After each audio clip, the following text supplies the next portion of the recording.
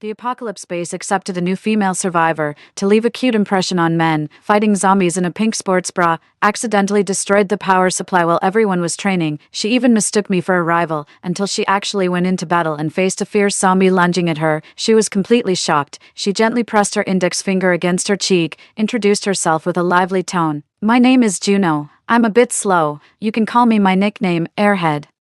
She has big eyes, her skin is fair, she is petite, it really stirs a man's protective instinct." The person who brought her told her, 1. All the trainers have found partners, she will have to continue the training alone. Upon hearing this, Juno pouted, her eyes were full of tears, about to cry. Juno doesn't want to be alone, that would be too pitiful. Well, then you choose a team to join yourself, each small team has 2 people. A 1-month training at the base, after that they will be assigned to deal with zombies. She pouted, looking like she was thinking seriously. Then she pointed at Damien, who was standing next to me. "I want to be on his team. He looks really strong." She wobbled over to me, took my hand with both of hers, and gently coaxed, "Please, sister, go to another group. One of the 3 of us will always be extra. Don't be our third wheel, okay?" I glanced at Damien beside me, who looked completely indifferent. I squeezed Juno's hand back, my voice even more teasing. "You're right, but my baby inside me always wants to hear Dad sing." There were some stifled laughs around, obviously knowing I was making it up. Juno widened her eyes. "How is that possible? You look like you can't have kids at all." She quickly covered her mouth, as if she had accidentally said something wrong.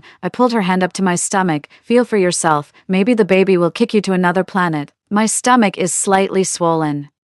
It's because I ate too many buns in the morning. Damn Damien, he thinks I'm too thin. He used his own points to get a big basket of buns. I'm so full I look pregnant. Juno turned around abruptly. Her 2 braids recklessly whipped my face. Damien laughed while rubbing my face, still saying nothing. "Does it hurt? I don't feel like dealing with him. Every time you make me fend off girls, my reputation is ruined. I can't even get married." "Okay, I'll marry you." He seemed to have misheard. He rarely smiles. But at that moment, his lips curled into a gentle smile, and I was instantly mesmerized. This damn male charm, his long, pale fingers touched my stomach. "If one day there's really a baby here, I'll sing to her every day." I punched Damien hard. "All right, let's get ready for training." The course mainly focuses on exercises to improve strength, speed, and reaction ability. I was simulating killing zombies with Damien. Suddenly, I heard a sharp scream from somewhere. I took off my 3D glasses. I looked over with confusion. I saw Juno sitting on the ground with her legs hugged. Her big eyes were continuously shedding clear, transparent tears. She had curled up into a small ball. She shook her head lightly and murmured, "Juno doesn't want to anymore. Juno is so tired." A middle-aged man next to her gently patted her shoulder. His voice unconsciously softened. "Do you need some help?" Juno looked up with teary eyes, pointing at her knee with her index finger. "It hurts so much. Can you help me find some medicinal wine? Otherwise, it will leave a scar and look really bad." The middle-aged man didn't expect her to cry so dramatically. It was just a scraped knee, a bit speechless, but seeing Juno look so pitiful, he still took the time to go and find some medicinal wine for her. The man's partner was a young girl. She couldn't continue training because the man left. She seemed a bit impatient. She muttered quietly, "Someone who can cry over a scraped knee in the apocalypse. How can they still be alive? That's quite rare." Her words were not pleasant, but they were fair. The apocalypse is different from other times. It doesn't tolerate sentimentality. Juno relied on her small, cute face and her habit of being affectionate and weak. She depended on men. That was also her way of survival. She just seems to rely too much on this way of survival. Once there's no tree to rely on, she will be scorched by the sun. Juno has very sensitive ears. As soon as she heard the girls mumble, she wasn't happy. "Auntie, since you couldn't keep your partner training with you, don't say some sour remarks. Your partner is already going to get me the medicinal wine, isn't he? Because I'm much more attractive than you." The other person was slightly taken aback by Juno's retort. She couldn't say a word for a while. After she applied the medicinal wine, she limped back to return the medicinal wine. Passing by the electrical switch, she tripped and fell suddenly. 100 milliliters of medicinal wine was accurately poured onto the electrical switch. In an instant, everything went dark. Not only did the lights go out, all the training equipment stopped. She bit her lower lip and staggered to her feet. Bending over, she bowed to everyone. "I'm really sorry. I didn't mean to break the electrical switch. Let's take a break today and train again after it's fixed." I couldn't stand it anymore, and once again had to stop the training because of her.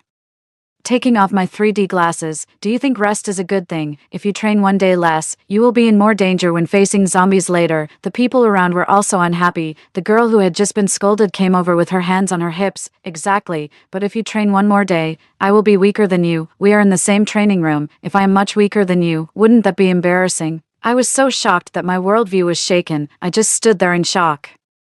She suddenly fell to her knees. The surrounding light was dim, combined with her extremely innocent and pitiful words. I know I'm wrong. Don't hit me. Okay, we are teammates who will fight zombies together in the future. The middle-aged man couldn't stand it anymore and came over to stand in front of Juno, saying, if there's something, come at me, Knight. Why bully a weak little girl? Where is the girls help girls thing? I think you all just talk big.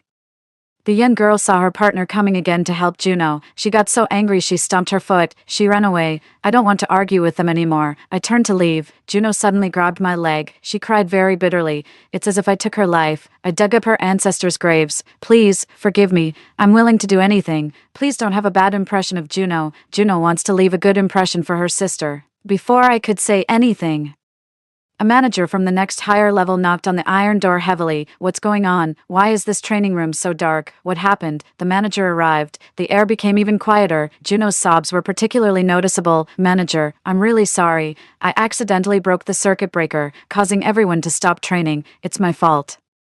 I fell and hurt my leg. Bad leg, she said, clenching her pink fists, and heavily hit her leg, then pulled out a dagger and stabbed her leg. Since this leg is no good, I'll just cut it off. The manager was shocked. She quickly stopped her from self-harming. It's not that big of a deal, just a broken circuit breaker. It would only take half an hour for someone to fix it. There's no need to hurt yourself. Saying that, the manager cast a sharp glance at me. Was it you bullying her?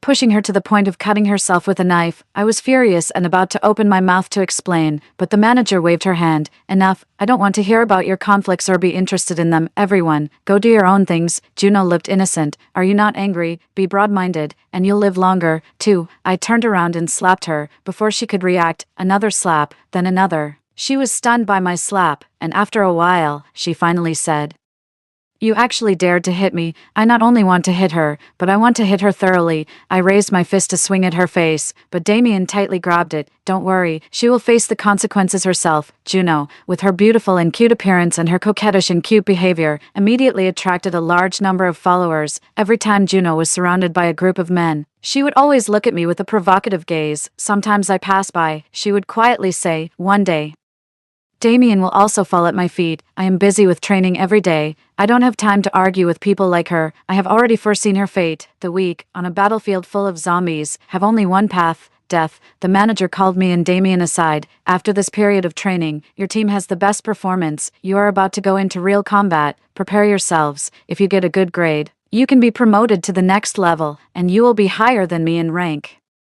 Trained so long, finally went into battle. I was a bit nervous, and Damien squeezed my hand and said, don't be afraid, I'm here. Dozens of off-road vehicles headed to the destination. From afar, we could see the zombies all with dark blue skin. Their mouths were dripping with sticky saliva, green eyes, staring at us hungrily. Our mission was to rescue all the survivors in the hospital. Juno sat with me in a vehicle. She nudged Knight next to her. You see, my battle suit is pink. And my goggles are also pink. Is it cute? She is wearing heavy makeup. By the way, I have never seen her without makeup. She always appears in heavy makeup every day. Knight nodded repeatedly. Cute, you look good in anything. Juno jumped in front of Damien and waved. Then, what does Big Brother think? Damien is rational and a typical guy. Your battle suit doesn't protect your vital areas, especially your chest. Juno was wearing a bikini-style battle suit. She blushed and pouted. I hate you.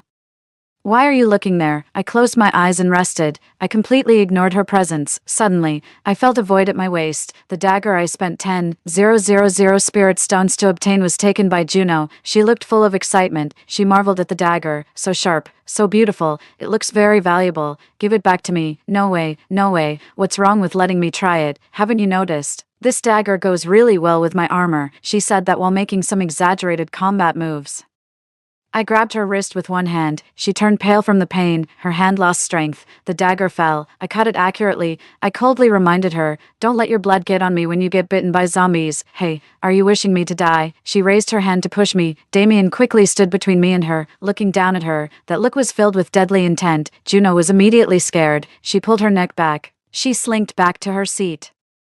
She cried and buried her head in Knight's arms, wailing and complaining. Everyone says I can't. Can I really not? So what? Let Juno be our mascot. She'll protect us and we'll be invincible. I laughed coldly. Who needs her protection? The car had just stopped. A horde of zombies was rushing towards us. Damien and I quickly ran up to the top of the hospital. We made it to the top floor. We set up our sniper rifles. We shot at the zombies running down below, in the midst of shooting zombies in the head. I caught a glimpse of Knight carrying Juno with one hand on the first floor plaza, the other hand was using an axe to cut zombies. This posture made me laugh and cry at the same time. Knight's partner had been forgotten, poor girl, facing zombies attacking from both front and back. Juno was screaming in fear. Not only could she not help, but she also distracted Knight. Knight relied on his strong strength, kill zombies while flirting with girls. Show off your boyfriend power, but he was overconfident. Even with great strength, he couldn't withstand such a burden. A tall and strong zombie jumped down from the third floor. It landed directly on Juno and Knight, its blood-stained mouth aimed for Knight's neck for a fatal bite. Juno immediately jumped off Knight. Knight looked terrifying. He raised 5 fingers and shouted at Juno. Juno was full of fear, tears rolled down her eyes, and she stepped back while speaking. "I'm sorry, you've been bitten by a zombie. I can't save you anymore. I tried so hard to protect you. Juno stepped back and bumped into a fierce zombie with green glowing eyes. She covered her head. Don't kill me, don't kill me. She was clearly terrified. Her legs were weak, like a lamb about to be slaughtered. The zombie lunged at her with saliva dripping from its mouth. Fortunately, Juno was saved by a young girl. The young girl snorted and crossed her arms. Although you are really annoying, I won't let you die. The man who protected Juno is dead. I'll have to find another one." Her gaze naturally fell on the strongest person, so she used the tracker to quickly find Damien, but this was not an easy task. Just getting through the corridors filled with zombies and mutated plants, she didn't know what to do. She had a stick in one hand, her pink battlesuit was covered in dirt, and she started to cry with a grin. "Help me, someone." I don't know how long it was, but I even forgot about Juno, assuming she had fallen into the zombies' mouths. 3. She was in a mess and came looking for me. "Can you protect me, Damien? I almost got bitten by a zombie just now." She was panting from exhaustion. She might have killed a few zombies along the way, covered in blood. Damien didn't pay any attention. He looked down. The gun kept firing. Each bullet hit the target perfectly. Juno was blushing. She stood on her toes, close to Damien's ear. "I can let you kiss, or sleep. But only hold, nothing else." Her ears turned red. She was very embarrassed. A delicate womanly posture, in great contrast to the bloody background of war. I hesitated whether to leave for a while, give them some private space. Damien's gun suddenly turned direction, a dark barrel, pointing directly at Juno's head. She was suddenly terrified. My voice trembles. "Damien, you're my brother. How can you kill your own kind? If you don't want to die, shut up and stay away from me." Damien coldly said this and came to the other end of the balcony, patting my shoulder. "Let's go. Search for survivors." We quickly found the first survivor, a 10-year-old girl. I crouched down, wiped her tears, kissed her cheek, and told her firmly, "Don't be afraid. The older brother and sister are here to save you. You will live safely." The girl finally saw hope. Tightly gripping my hand, her big eyes full of tears, but she was holding them back. At this moment, I noticed the follower behind us. It was Juno. "Is it worth following us?" I stopped in my tracks. She realized she had been exposed, so she stopped hiding, looking pitiful as she touched her stomach. "I'm hungry. Can we go find something to eat first? Also, I'm covered in zombie blood. It's smelly. I want to find some water to wash myself, and we can look for survivors later. It's not urgent." I rolled my eyes forcefully. "Why won't you just die already? She's such a nuisance." She suddenly grabbed the door handle of a room. "There are zombies in this room, at least a dozen. If you don't accompany me, I'll open this door." She was using such a despicable method to threaten. I raised my hand. I wanted to shoot her right then and there. However, the door was opened by her the next second. She ran towards us quickly. A large wave of zombies came out. Surprisingly, not just a dozen zombies. Roughly estimated, there were more than 30. In a short time, they could not be killed all, only run. I reached out and grabbed the surviving little girl, but I saw Juno push the little girl into the approaching zombie crowd. In an instant, dozens of zombies pounced on the girl. Juno shouted, while they were eating the girl, "We should run all the way to a safe room and lock the door." I pulled out a dagger and pressed it against Juno's neck. Our purpose here was to save survivors. "But you just killed a survivor with your own hands. What else could I do? If we didn't delay, we wouldn't have made it. I didn't expect there to be so many zombies in there," Juno said confidently. "Don't forget, everyone has a monitor. If you kill me now, you'll be punished when we get back." I'm so angry I could grind my teeth, but I really can't kill her. The manager's voice indeed came through the headset. "Clove, don't attack your comrade. Her mistake will be dealt with later, manager.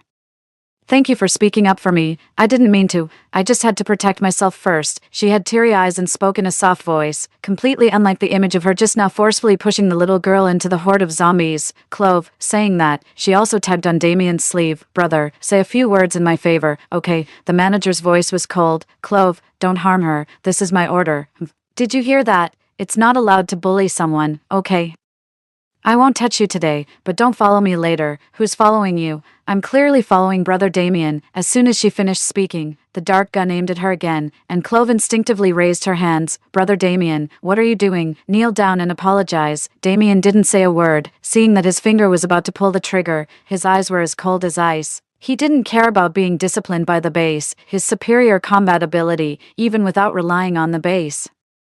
He could still live well. Seeing the situation was bad, she quickly knelt down, overly obedient. Sister, I'm a big scoundrel. Sister, forgive me, I'm wrong. Seeing the gun still pointed at her, she hurriedly continued to kneel, until her forehead was swollen and had bloodshot veins, and the ground was finally stained red. Damien finally said softly, we still need to search for survivors. Don't waste time on her first, okay? I kicked her with one foot. Go away, shook off the sycophant. I and Damien rescued 38 survivors in one go. The best performance. On the way back, I saw Juno looking disheveled. She was deliberately looking for a new sucker. Ezekiel, brother, want to hear a song? I can sing for you, brother. You just killed the zombie. That was so cool. But the man wasn't interested in her act. He didn't even bother to respond. Back to the base, the administrator ranked us. Me and Damien were first place, while Juno was last place, because she didn't rescue a single survivor. And she even killed one survivor. When the rankings were announced, she pouted her lips. Tears fell in big drops instantly. Everyone had already gotten used to her crying at the slightest thing. No one really cared. She saw that no one was paying attention to her. She let out a beast-like, ear-piercing wail. She wanted all the attention of the whole room to be on her. That was when she was satisfied. I'm sorry. I'm disturbing everyone. But I just feel like I held you all back. Will you blame me?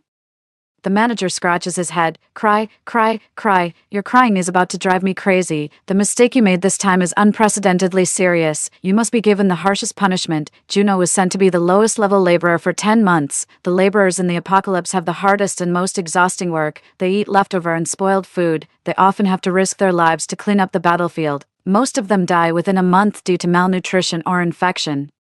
Juno's situation was no different from being sentenced to death. She couldn't accept the result and begged the manager with a bitten lower lip. Manager, forgive me this time. The manager seemed not to have heard her and left after announcing the results. She didn't give up and ran up to him, hugging him from behind. For the manager's expression was out of control. What are you doing? I really can't go to the lower level. I can't stand it. I will definitely get a good grade next time. No matter how the manager struggled, she didn't let go. Okay, regarding your staying or leaving, let's have a vote by raising hands. Juno jumped up happily. Everyone is kind. They won't vote for me to go to the lower level. Look, no one raised their hand. She celebrated in advance. As soon as she finished speaking, everyone raised their hands. Some people even raised both hands. Juno's smile faded. Staring in shock at everyone who silently raised their hands, emotion suddenly bursts out. Am I really that worthless? She ran away crying. What awaited her was endless torment and finally death. 8 months passed. I have successfully transformed into a skilled warrior. I am far ahead in the total score. Promotion is imminent. That day, I passed by the storage room. I heard strange sounds coming from inside. I immediately became alert. Do not let zombies enter the base, so I crouched down and slowly approached. I thought it was something dangerous, but I saw a shocking scene. I instinctively covered my eyes, then I turned around and left. I had not walked a few steps. A loud voice came from behind. Stop. The administrator was fastening his belt while looking at me suspiciously. Clove, what did you just see? Report. I saw you in Juno. Shut up. Remember, you saw nothing. Yes, rank makes a big difference. I have no room to argue. Moreover, what others do, as long as it doesn't harm my interests, I don't need to get involved. It's just that unexpectedly, Juno, who fell to the lower level, not only didn't die, but also got close to the management, see me very obedient. He snorted and left. Juno slowly walked out from the storage room. She had an unusual flush on her face.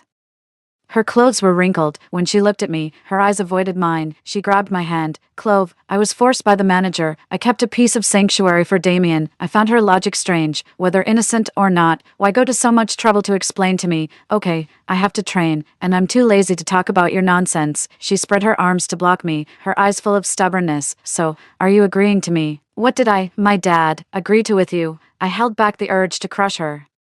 Stay away from Damien. She seemed to have thought of something. A shy smile appeared on her lips, and she tilted her head. In fact, I know that Damien has already developed feelings for me, but it's you who is standing between us, preventing us from being together. She was so confident it was unbearable, and for a moment I didn't know how to curse her. She lifted her finger and gently pushed my head. Shit, I cursed. She dramatically gasped, covered her mouth.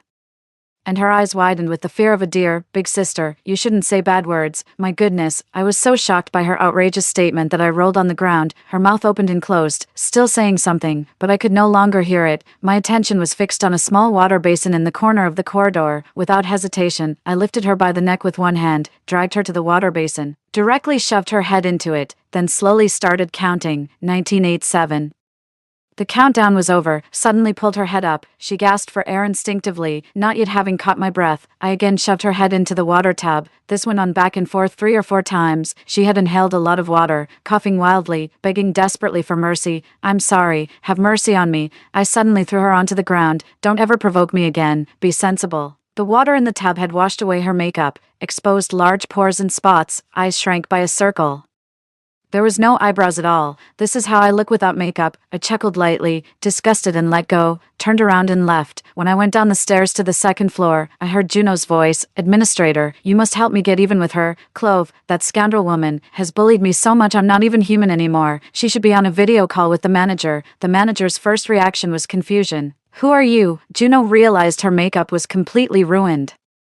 And she looked like a drowned woman, embarrassed and helpless. She quickly adjusted her bangs to cover her high hairline. I'm your little sweetie, Juno's sister. I don't want to see a ghost during the day. The phone was hung up with a click. The manager was quite good at swearing. Juno not only failed to get someone to help her, but also got humiliated, which made her furious. I heard her scream with frustration and helplessness. Clove, why don't you just die? Go die, die, die. The more she suffered, the more I felt relieved. That day I trained until late at night. I just returned to my bedroom. Save me. I hadn't even had a chance to turn on the light. In the darkness, someone grabbed my hand. They pushed me against the wall over my head, out of the between partners. I immediately recognized it was Damien. His body trembled slightly. It seemed he was trying hard to suppress something. I was about to ask. He covered my mouth. At that moment, I heard Juno's voice.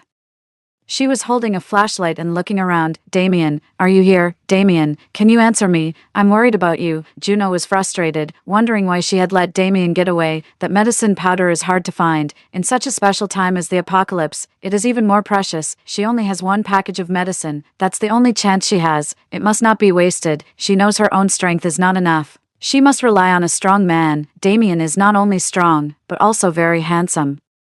He is the perfect choice for drugging. She heard the voice. Damien immediately pulled me into hiding. In the dark, I could clearly feel something was wrong with the other person. I became tense immediately. My body was stiff and tense. Juno searched for a long time but found not a single hair. She looked frustrated. Where did it go? This duck is not going to get away now. She went off again to search for Damien. Only after confirming it was safe could I speak up and ask, what's wrong? She wants to take advantage of me. There are rules in the base. Once there is a relationship, marriage is required. Juno used such a despicable method just to marry Damien. Damien grabbed my arm. He directly covered my mouth. My mind was in a haze. I immediately stopped it. No, no, no. Once there is a relationship, marriage is required. We need to think carefully. The scene of our marriage had been imagined countless times in my mind. No need to think about it. As soon as he finished speaking, he came closer again, unresistible. This guy has incredible strength, plus the effect of the medicine. Until the next day morning, he finally let me go. Damien quickly submitted the marriage application to his superiors. On the day he went to submit the documents, he was caught by Juno. Brother Damien, what is this? Are you going to marry someone like Clove? Her tone sounded like she was catching someone in an affair. Damien glanced at her. I have more important things to do. I'll deal with you sneaking poison into my food later. Juno shivered under his gaze, but still held her head high and said, Brother Damien, I like you. Please consider me. Our child will be better than the one you would have with Clove. He will become the leader of the base. She spoke with certainty, and her voice was loud enough to draw a crowd. Damien raised the document in his hand and addressed everyone. I have already applied to marry Clove. Please accept my wedding gifts. In the post-apocalyptic era, wedding gifts are a rare commodity. It's very worth celebrating. The crowd immediately erupted in cheers, and their happy words sounded especially pleasant. Congratulations, congratulations, have a healthy baby, your physical condition is so good, and Clove is so beautiful, you two are so compatible. 5. You're saying that, brother is also handsome, the two of them are a perfect match. The best of the best, love in the apocalypse is too precious. These words fell on Juno's ears, sounding especially harsh. She frowned. What's there to congratulate? Look at you two. You're not worth anything. It's just a few wedding candies. And you're so happy. She instantly provoked everyone's anger. You speak so lightly. Show us a few pieces of candy then. Yes, yes, don't talk about candy. Can you even show us a packet of instant noodle seasoning now? Get lost. Damien being attracted to you is his past life's misfortune. You really think you're so likable. They all spoke at once, leaving Juno speechless, her lips turned down, and she looked like she was about to cry again. No one wanted to see her cry, and the crowd immediately scattered. Damien saw me watching from a distance, a look of cold severity on his face, and a smile spread across it. He quickly walked over and took my hand. You were exhausted last night. Why didn't you rest in the room? I turned red and hit his chest hard. You have the nerve to say that. You submitted the marriage application without asking me. What if I didn't want to? He caught my hand and pressed it against his heart. Actually, I was too afraid to ask you. If you said no, I would go crazy. When he said that, his eyes were fixed on me, as if looking at his own sun, moon, and stars.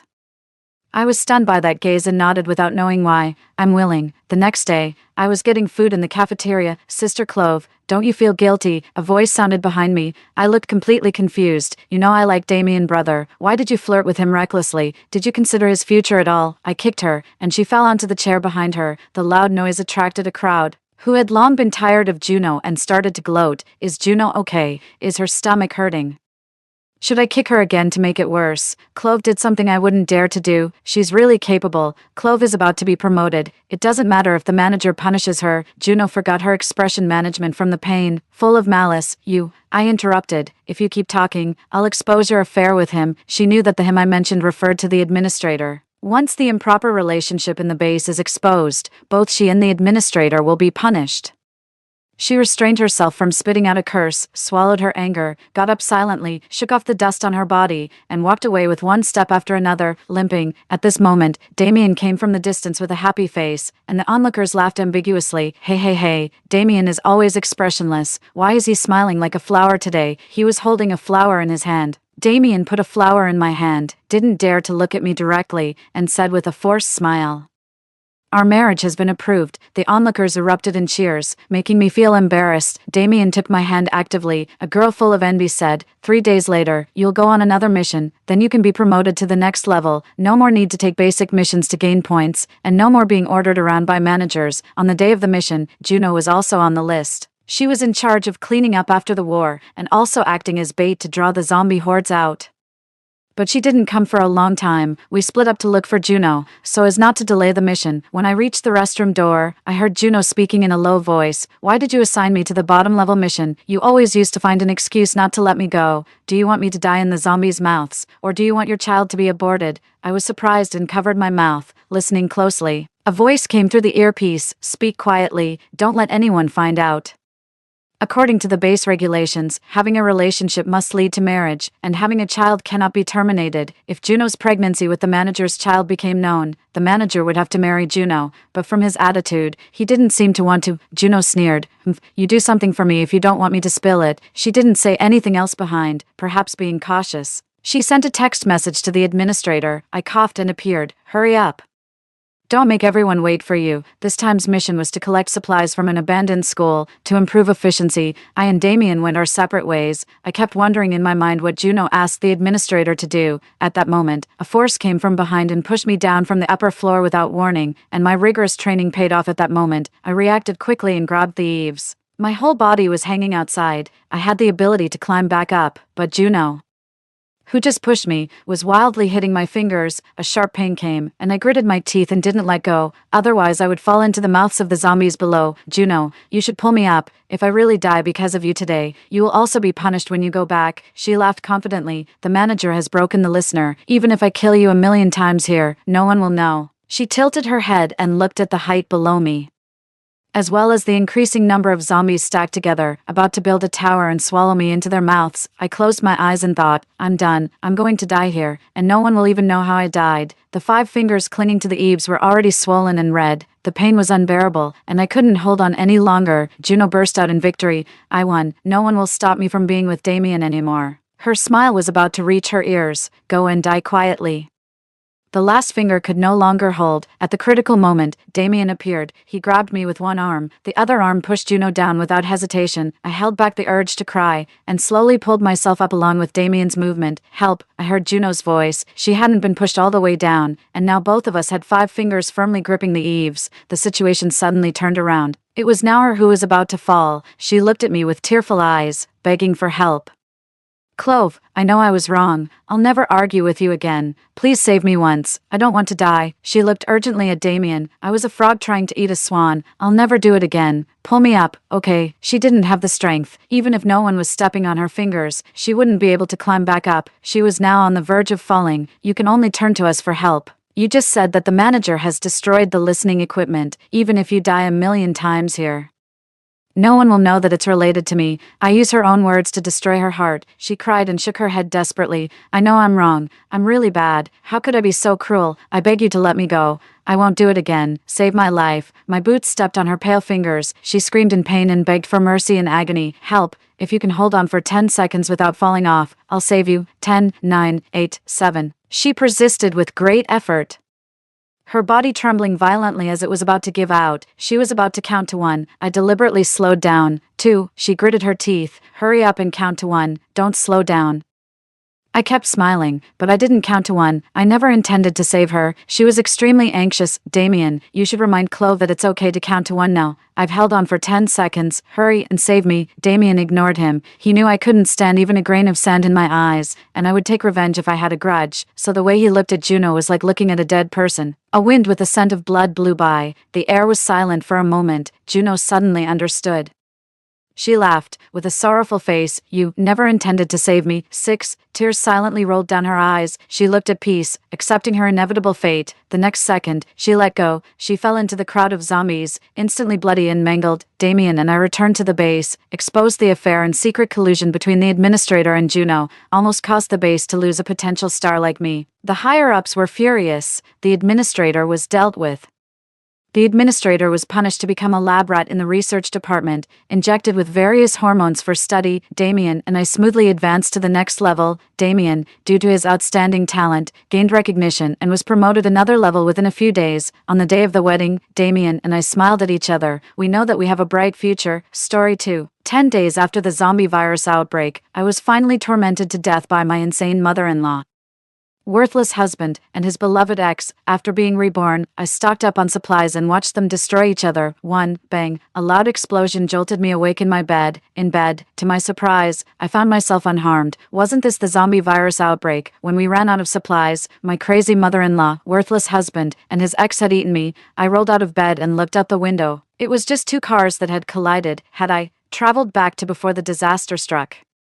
I remembered the black car's driver was in white, and the white car's driver was in red. They started fighting as soon as they got out of their cars. Sure enough, moments later, 2 figures, one in white and one in red, were fighting downstairs. I was sure I had been reborn. I grabbed my phone to check the date. There were 3 days left until the zombie virus outbreak. 3 days, every second counts. I had to survive and seek revenge. 2. Charlie stood by the living room window, enjoying the drama, and asked me as I prepared to leave, "It's the weekend. Where are you headed?" My neck's a bit sore. Going for a massage. Charlie's eyes flickered like will-o'-the-wisps in the night. Driving there. Yes. He grinned and blew me a kiss. Take care on the road, wife. If it were before, I would have blushed at his handsome face and gentle smile, feeling utterly blissful. But now, all I felt was disgust and danger. I wasn't really going for a massage. I was going to collect rent.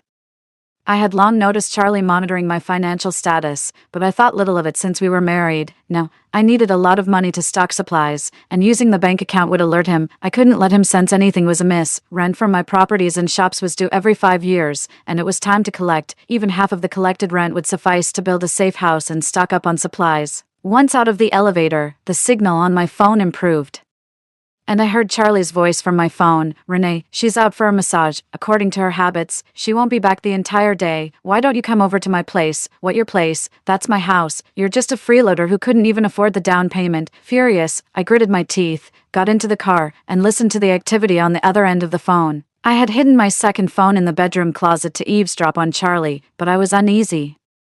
Haunted by the eerie smile Charlie had given me before I left, sitting in the car, I typed a message while listening to Charlie's movements. Renee, I'm sorry. Once I get the money, any kind of beauty or massage card you want, I'll get it for you. Sharon, that wretched woman, her parents left her a lot of money. She has no close relatives. Once she dies, all her assets will be mine. Extreme hatred brings coldness and calm. You know I don't love her. I married her for her money.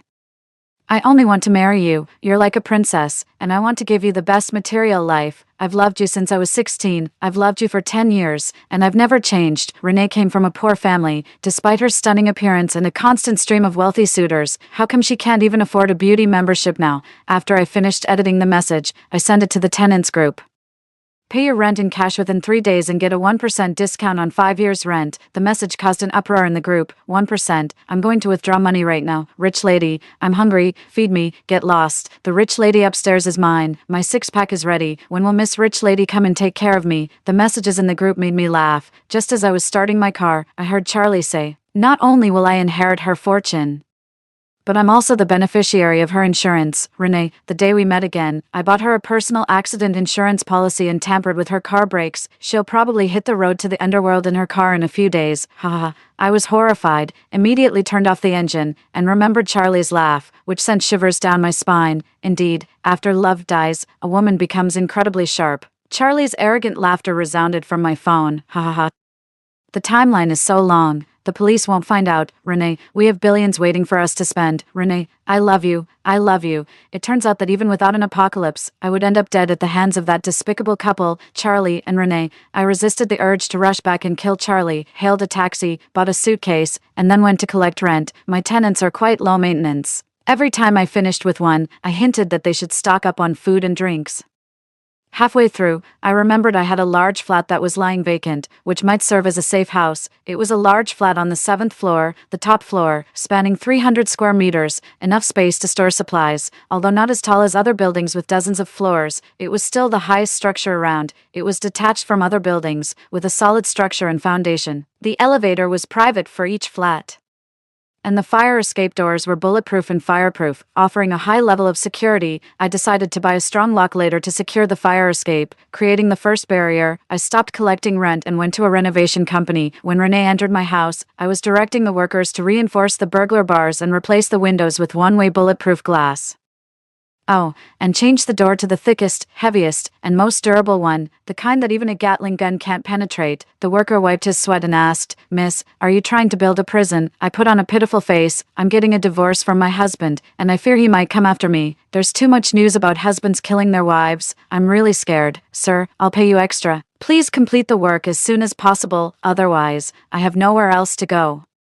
The worker, feeling a great sense of responsibility, responded, "I'll get the glass done today, and the door by tomorrow morning. Thank you." I paid the deposit, and after some thought, I added, "Sir, with the pandemic coming and going, you might want to stock up on food and drinks." The worker agreed wholeheartedly, though I wasn't sure if he really took my advice, but that was all I could do. While Charlie was having a heart-to-heart with Renee, I rented a van to arrange for the installation of solar panels. These panels, along with rainwater collection tanks, would be mounted on the rooftop. I'd also need to buy a new lock to secure the rooftop door to prevent any tampering. As Charlie and Renee were all lovey-dovey, I purchased heaps of potting soil, vegetable seeds, and planting boxes. When they couldn't keep their hands off each other, I bought 3 large refrigerators, 10 induction cookers, 10 electric kettles, and even had 5 gas cylinders delivered. If it were not for the regulation limiting a household to only 5 cylinders, and my fear of getting blown up, I would have bought 20. I skipped going to the supermarket and directly contacted the manufacturers instead. Rice, flour, noodles, cooking oil, seasonings, bottled water, canned meat, canned fruits, compressed biscuits, canned milk powder, nuts, bread, instant noodles, dumplings, soup bowls, wontons,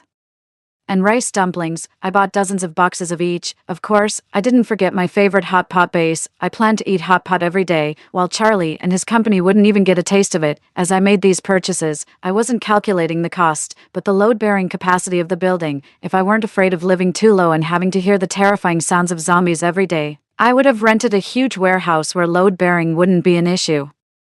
I had now purchased all the basic necessities, spending half a box of money, dragging an empty box. My steps felt much lighter. While helping the delivery guy with the goods, a security guard asked me, "This is an apartment building. Why are you buying so much grain and oil?" "I have a hoarding disorder. I start shaking if there's too little at home. You should stock up too, just in case." Clearly, the security guard didn't take my words seriously.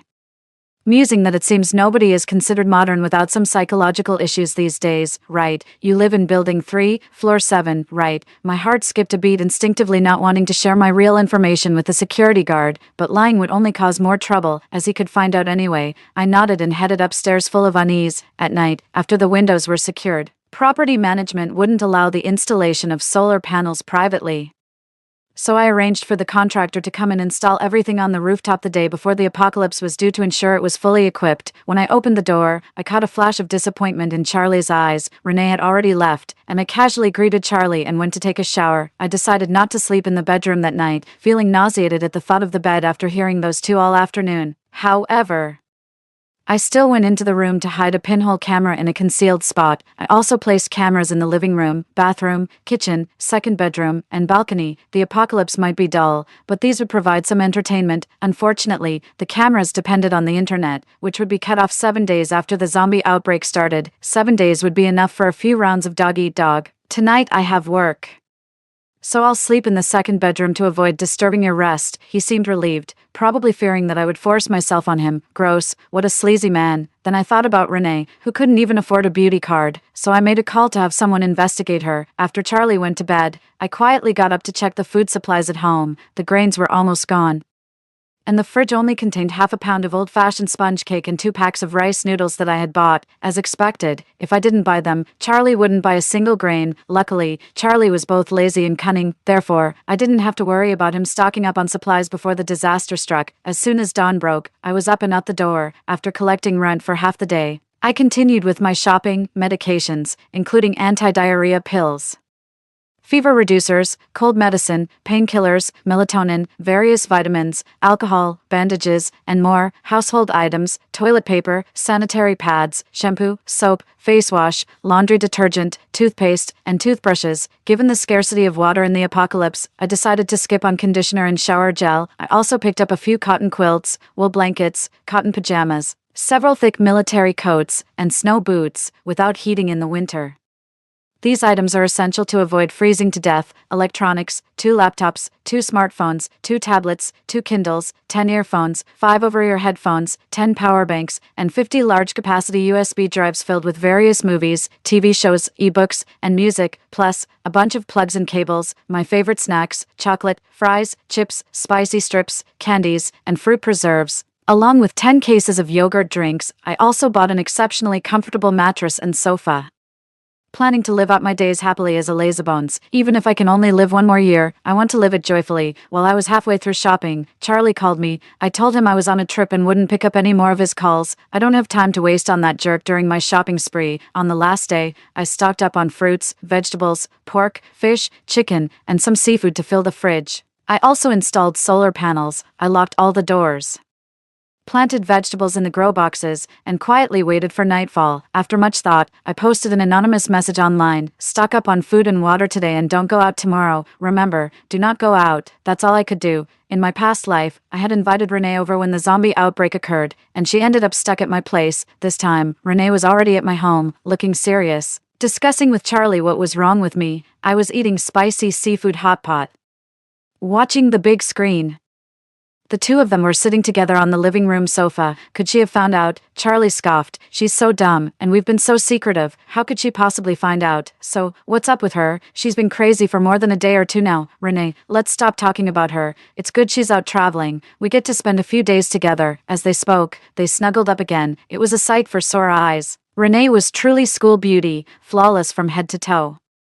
With a slender waist, long legs, smooth white skin, and a sweet soft voice, she and Charlie were a perfect match. I snorted coldly, thinking now that apart from his looks, Charlie was good for nothing, and to think, in a past life, I was such a sucker for a pretty face. I deserved that terrible end. On the screen, the two were getting intimate when the doorbell rang. The third protagonist finally makes a grand entrance. My dear mother-in-law. Do you think your precious son will continue to be obedient and filial in the apocalypse? Mighty mother-in-law and mama's boy, this duo is a catastrophic combination. Despite Charlie being inferior in every aspect and despite all their living expenses being covered by me, my mother-in-law May still thinks I'm the one reaching up to May. Only the governor's daughter was barely worthy of her son. It was bad enough that she looked down on me, but she also insulted me, calling me a jinx. Doomed to bring bad fortune to my own parents. In a previous life, it was she who, after the food ran out, coldly stared at me and asked, "Is there really nothing left?" Then she had Charlie and Renee hold me down while they cut the flesh from my calves. I am human, born to my mother after 10 months, raised on the dedication of my parents for over 20 years. They wanted me to stand on their shoulders and live a happy and fulfilling life. Not to be treated like a piece of meat or some human-pig hybrid. Furious and trembling, I calmed myself and continued eating my seafood. Suddenly, my phone rang, delivering a file and several videos. Once I saw them, everything became clear. May, on the other side, wasn't surprised to see Renee. She had known about her son's plan all along, and not only did she not stop him, but she also actively contributed. She asked Charlie, "Isn't that wretched home?" "No," commandingly, May said. She dares not to be home to welcome her mother-in-law, typical of someone born without being taught manners. Call her now. Tell her to roll back and serve me. Charlie tried to calm May. "Mom, she's gone on a trip. How can she come back? Besides, Renee is here. A trip." May fumed even more. "She's using our money to travel. Truly shameless. It would be better if she died in a car accident on the way." I arrived to Cold Stoves. "And she's off traveling. Son, does she have someone else?" At this, Charlie couldn't help but laugh, and Renee covered her mouth to suppress her giggles. "Mom, who would fancy her? Come on, I'm hungry, make me something to eat." Grinding my teeth, I frowned upon hearing this and hastily called Charlie. "Hello," Charlie replied irritably. "Mom's here." I'm currently out of town and can't return immediately. I'll order some seafood delivery for home. And I'll be back tomorrow to take Mom out for a big meal and buy her new clothes and bags." Only then did May seem somewhat appeased, raising her eyebrows. "Make it quick." I ordered some exquisite seafood. May, upon seeing the small quantity, was about to call and scold me until she saw the price on the receipt and was satisfied. Dividing the seafood into 3 portions, I had to pretend I didn't know about Renee, so naturally, I ordered portions for 2. Renee only got a small share, but she was dieting and didn't complain. The seafood was expensive but sparse. Barely enough to fill them, but at least they wouldn't starve or need to buy more food late at night. I didn't want my plans to be foiled by them. Hearing that I would return the next day, after dinner, May hurried Renee away, saying that since Charlie and I were still not divorced, it wouldn't be proper for her reputation to stay the night. Old hag, dressing her words in nobility, was she just scared that I would suddenly return, catch Charlie cheating, and she'd lose out in a divorce? I was awakened by a massive explosion outside the window. Kneeling at the bay window, I looked up to see several cars in a chain collision. People screamed and scattered to avoid the onslaught of zombies, only to be knocked down and devoured. Blood was everywhere on the ground, and I couldn't bear to look anymore. The apocalypse had arrived as expected, and despite being surrounded by supplies in my home, I felt no relief, if possible. I wished that all my preparations were in vain, that the sun would rise as usual, and life would go on as normal. I turned on my computer, checked the news for a while, then looked up a post I had made the day before. Someone had commented, "I'm so glad I saw this post. I bought loads of noodles and water, enough to last a while." Me too. I was going to go shopping today but decided against it, otherwise, I wouldn't have made it back. The fact that I could help some people was the only thing that comforted me these days.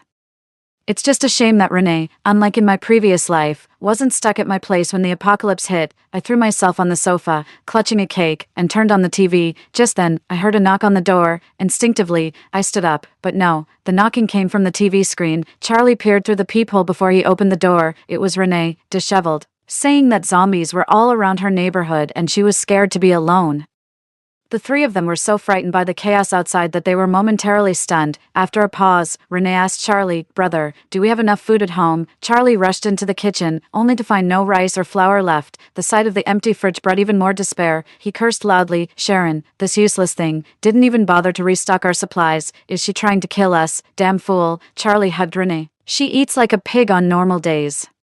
Eats more than 3 of you combined. How come she didn't buy anything this time?" I found it absurd. I am 1.7 meters tall, weigh 55 kilograms, I eat a lot and never gain weight, and I even exercise for an hour every day. What's wrong with eating a bit more? One should not waste good food while alive. Upon hearing Charlie's words, May quickly added, "Renee is better, she eats less."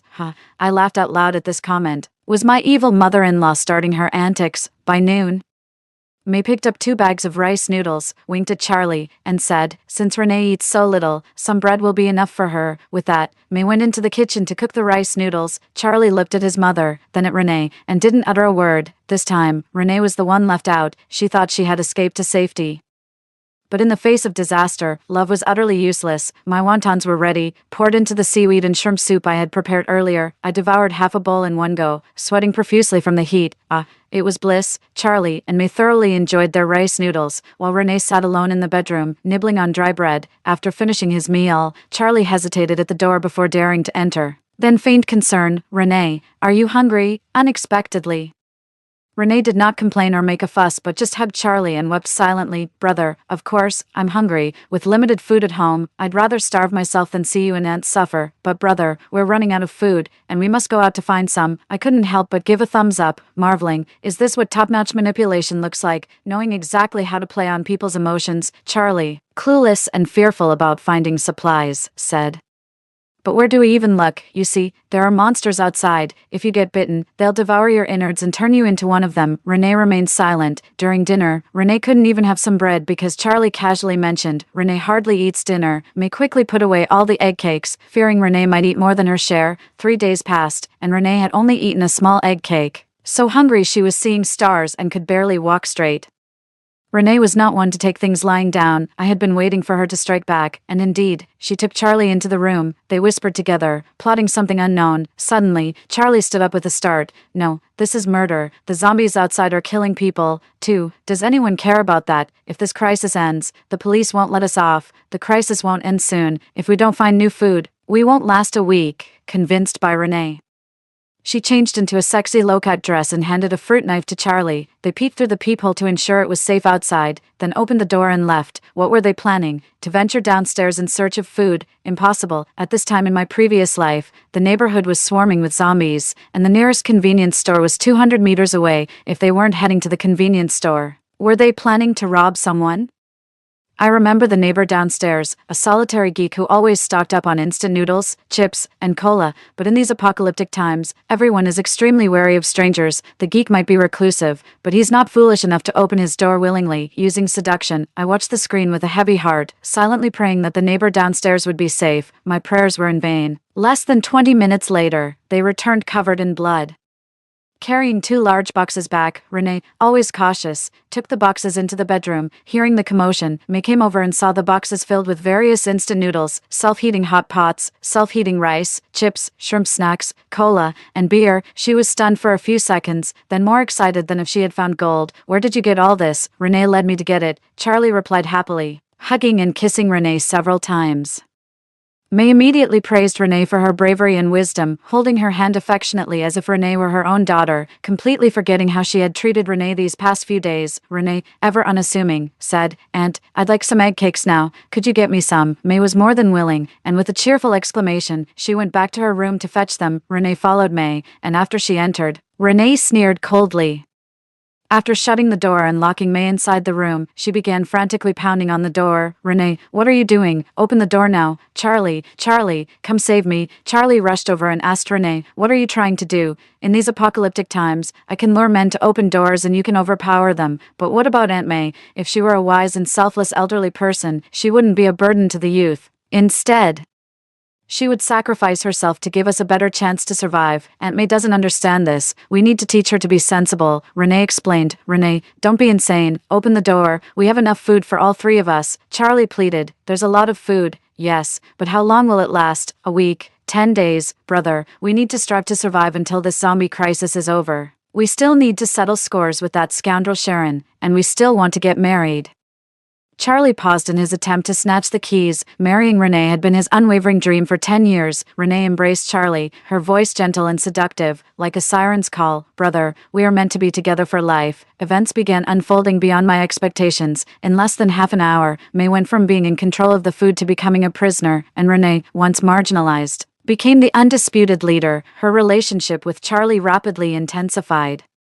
As May cursed from inside, Renee completely lured Charlie into her embrace. I was so upset that I couldn't even eat. I was about to send a file to Charlie on my phone when suddenly, the power went out. That's strange. Last time, it took a week after the crisis began for the power to cut off. I checked my phone, turning on the monitoring app for Charlie's place, which was still brightly lit. Was it just my place that lost power? Or was it a tripped breaker? After pondering for a while, I decided to go check the electrical box. My hand was on the doorknob when a chill crept up my spine. Could it be that someone deliberately cut my power? I peeked through the door viewer. The hallway was completely empty. I recalled a news story about a woman living alone who went to check her fuse box during a power outage and was then dragged into her apartment and killed by a man lying in wait. Could I be facing the same situation? Thankfully, the camera at my door was battery operated.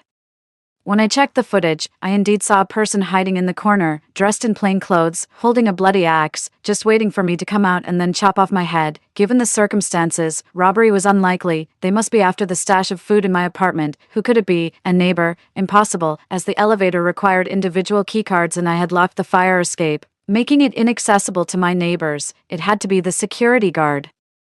Knowing that I had hoarded a lot of food and having access to elevator cards, only the security guard could fit the bill. I couldn't risk going outside. Fortunately, I had solar panels. I turned on the switch. All was silent. Had he cut my electricity too? I was so scared that my legs went weak. I had to lean on the table just to keep myself upright. No need to panic, I reminded myself. There are gas cylinders at home, so cooking wouldn't be a problem. He's outside. He won't last long. At worst, I'll just outlast him. Relieved by that thought, I washed an apple and munched on it as I sauntered to the door. I don't need electricity. You really thought you were being clever. Didn't you see me buying all those gas cylinders? Guess whether you'll starve first or I'll die trapped. Seeing that his plan hadn't fooled me, the security guard, frustrated and embarrassed, began to smash my door with an axe. The noise was loud, but it only left superficial marks on the door. Nice try, but that's some strength you've got there. I spent a fortune on this bulletproof, fireproof door. If you can chop it down, I'll serve myself up on a platter for you to eat. The security guard started cursing at me, using foul language. I warned you before, to stock up on food. You didn't listen, and now you want to steal mine and risk my life. You're nothing but a beast. I even started to cheer him on. Keep at it. Put your back into it. No worries if you can't break the door. At least leave a mark. Less than an hour later, the security guard could neither chop nor curse any longer. After a while, he went down in the elevator. I stayed put. Less than 2 minutes later, he emerged from the elevator. He hadn't taken the elevator at all but had hidden in a blind spot out of the camera's view, seeing that I wasn't fooled. He cursed under his breath and swiped his card to go down. When the elevator opened, there was actually a zombie inside, which dragged the security guard in and began to feast. The man's screams echoed through the corridor, the elevator doors closed, and quiet returned outside. 12. I sneaked out in the middle of the night, turned on the main switch, and connected the solar power lines. I was terrified, fearful that a zombie might burst out of the elevator behind me. Fortunately, the night was calm. The zombie in the elevator ensured that no one else could use it to come up. For me, it was a safety barrier. Charlie and Renee were already asleep. I sent the documents to Charlie. The notification sound woke him up. He grabbed his phone, and upon seeing the file I sent, his face turned ashen, shaking. He finished reading it, glanced at the still sleeping Renee, and then slapped her hard. You said you've been working on improving your education these years. This is what you learned. Renee woke up startled and was about to react angrily, but she calmed down instantly after seeing what was on Charlie's phone. Charlie had idolized Renee as a goddess, but she was far from clean. In the red light district, her price kept dropping until she could only take the most depraved clients, and her hope of getting out became ever dimmer. Then, she met Charlie, whose love for her hadn't faded, even though Charlie had no money. Charlie's wife, who is me, is wealthy, and Charlie is a fool. Easy to control. After much deliberation, Renee saw an opportunity and began to interfere in my marriage with Charlie. You wretch, liar, liar. Charlie trembled with rage when he realized he had been deceived. His eyes bloodshot. He choked Renee and screamed, "Why did you deceive me? You destroyed my family, made me betray my mother. You've ruined me. I'll kill you." I sat eating ice cream, delighting in the spectacle of their animosity unfolding on the screen. Suddenly, Renee pulled a sharp knife from a drawer and stabbed Charlie in the belly, holding his stomach. Charlie fell to the side in disbelief. Without hesitation, Renee gripped the knife handle with both hands and stabbed him several more times. I don't know what fantasy made you think I could ever love you. You were a nobody in high school, and 10 years later, you're still broke. Do you know how much I charge per night? 50,000. How many nights could the money in your pocket buy? How many nights have I spent with you for free? Let me tell you, you've hit the jackpot. Do you realize even a 50-year-old man is better than you? Sharon must be blind. What did she ever see in you? I scoffed. 50,000. Renee could say that without blushing. She couldn't fetch that price even when she was 20. If it weren't for you having a wealthy wife, I wouldn't even spare you a glance. And stop pretending to be so deeply in love. I haven't had a grain of rice these days. All because you indulge your decrepit mother. You don't love anyone, you just love yourself and money. You covet your wife's wealth and harbor ill intentions. Do you think you're some innocent rabbit? You're trash, just like me. Actually, I'm better. I would never harm my family. And you've allowed me to imprison your own mother, planning to starve her to death. With his stomach gruesomely wounded, Charlie gasped in pain, tears streaming down his face. His eyes filled with terror as he stared at the crazed woman in front of him. What was he thinking? Would he regret it? I felt no sympathy for Charlie. He deserved it. Renee suddenly stopped, fetched a medical kit, and began treating Charlie's wounds. You can't die yet. I need to keep you alive. You're still useful, but you're seriously injured. If you don't survive, I'll just put you in the freezer. It's a pity your mother is too old. Or I'd keep her alive too. I watched everything unfold on the screen calmly. It was ironic. This time, Charlie and his wicked mother were being treated like food. As she tidied her hair, her pale face flecked with blood, her gaze landed precisely on the camera. Her look was venomous, like a snake ready to strike. Sharon, I know you're watching. Isn't this play thrilling enough? Next time, it might be your turn. Renee's madness and cruelty were beyond anything I could have imagined. I witnessed the whole process of her committing murder. It would be better if she didn't survive until the end of this crisis, because if she did, she would definitely do everything in her power to silence me. Even if her actions were deemed justifiable legally during the crisis, she wouldn't spare me. Being targeted by such a ruthless and vicious woman is truly terrifying. Renee took some clothes from my closet to go take a shower. May heard the commotion and started banging on the door. Renee. You little wretch, what have you done to my son? Renee laughed heartily, her voice light and cheerful. Nothing much, just stabbed him in the stomach 5 or 6 times. Upon hearing this, May completely broke down and started screaming. Her piercing screams traveled through the walls, reaching far and wide. Suddenly, the door was being pounded on heavily. Renee paused for a few seconds, gathered her courage to peek through the peephole, and was so frightened by the zombies outside that she stepped back repeatedly. She could kill without batting an eye, but in front of zombies, she was as defenseless as a lamb. Shut up, May. You're attracting the zombies. Hearing this, May screamed even louder, as if her vocal cords would tear the next second. I guess May thought, since Renee wouldn't give her any food anyway, why not lure the zombies to end them both and avenge her son? More and more zombies gathered outside, using their heads and shoulders to ram the door. Our door was just a regular security door, which began to loosen after being heavily struck a few times. Renee tried to deceive her. May, your son isn't dead. He's alive. I was just joking. Just shut up. And I'll open the door so you can see your son. Stop yelling. And I'll give you half of my food. After several such incidents, May would no longer believe Renee's words. Determined to perish together with her, Renee turned and ran into the room. Amidst the woman's screams and the zombies' roars, she heard a ringtone from a corner of the living room. It was a piano piece, just a step away, not Charlie's, nor hers. Was it May's, driven as if by some unseen force? Renee walked over and found an old cell phone in the sofa seam and answered the call. I smirked slightly, tapped the screen of my phone, and the electronic lock on the door clicked open. A dozen zombies, mouths agape, charged at Renee. Happy doomsday, Renee. Behind Renee was a large floor-to-ceiling window, and the zombies pinned her against it, gnawing mercilessly. The screams, the chewing sounds, and the growls mixed together were chilling. I frowned and hung up the phone. Renee, with eyes wide open, searched for the camera. Her voice shrill. Sharon. I will never forgive you, never. How can you not forgive me when you are about to die? The window, unable to bear the weight, shattered, and both Renee and the zombies fell down. In the small room, May had lost her voice from shouting. She burst into laughter upon hearing Renee's agonized screams, and soon her laughter turned into tears. By the 5th day of the outbreak, May had become completely silent. All the hatred had dissipated like smoke, allowing me to fully immerse myself in my new life. Even though it was a life amidst an apocalypse, I lived on the outskirts of the city in a community with a low occupancy rate. There weren't many zombies wandering around downstairs, and most of them were from the property management. On the 7th day of the outbreak, the residential area lost power and internet connection. Suddenly, the long-retired city loudspeakers began to operate. A man announced over the speakers that the military had initiated a rescue operation, and further rescue details would be communicated through the loudspeakers. It took 7 days for the rescue to start, likely because the military itself had been infiltrated by zombies, taking time to quell internal unrest and screen for potential infections. If the military started rescuing from cities near the military zones, then my city was probably the third to be rescued. But how long would it take to clear a city? 6 months, a year. I turned off all unnecessary electrical appliances, maintaining only the refrigerator and charging electronic devices, and only turned on the lights at night while tightly drawing the curtains. Sometimes I indulged a little by using an electric grill for barbecues or a small pot for hot pot. Fortunately, it was summer, the days were long and sunny, and solar power was sufficient. The community had many tall trees, so it wasn't too hot inside the buildings. Besides, my body tends to be cold, so I could tolerate the heat without air conditioning.